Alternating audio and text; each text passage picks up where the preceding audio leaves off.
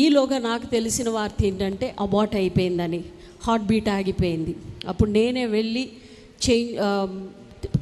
హాస్పిటల్కి వెళ్ళి క్లీన్ చేయించుకొని వచ్చేసాను. ఆ తర్వాత మళ్ళీ 2019లో దేవుడు నా గర్భాన్ని తెరిచాడు. 7 నెలలు పూర్తయిపోయిన తర్వాత నేను వాష్రూమ్కి వెళ్ళినప్పుడు నా చేతికే బేబీ హెడ్ తగులుతుంది.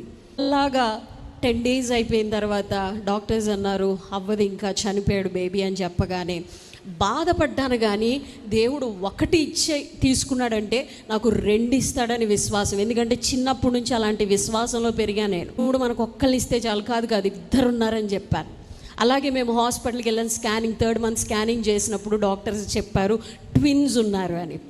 నవంబర్ నెలలో డెలివరీ అయిపోయింది. డిసెంబర్లో బాబు చనిపోయాడు. ఈ బాబు బ్రతుకుతాడని తృప్తి వచ్చింది. గట్టిగా ఏడ్చాడు వాడిని నా మీద పెట్టారు. చూశాను, చాలా చక్కగా నాకులాగే ఉన్నాడు. తర్వాత 2వ బిడ్డకి నాకు నొప్పులు రావట్లేదు. డాక్టర్ అన్నారు నువ్వు నొప్పులు తీయకపోతే ఆపరేషన్ చేయాల్సి వస్తుంది, నొప్పులు తీయ అంటున్నారు. నొప్పులు రావట్లేదు. ఆ బిడ్డలు కూడా 2 రోజులు బ్రతికి చనిపోయారు. ఆ తర్వాత నా బాధ ప్రారంభమైంది. గదిలో కూర్చొనేదాన్ని, ఏమీ మాట్లాడేదాన్ని కాదు.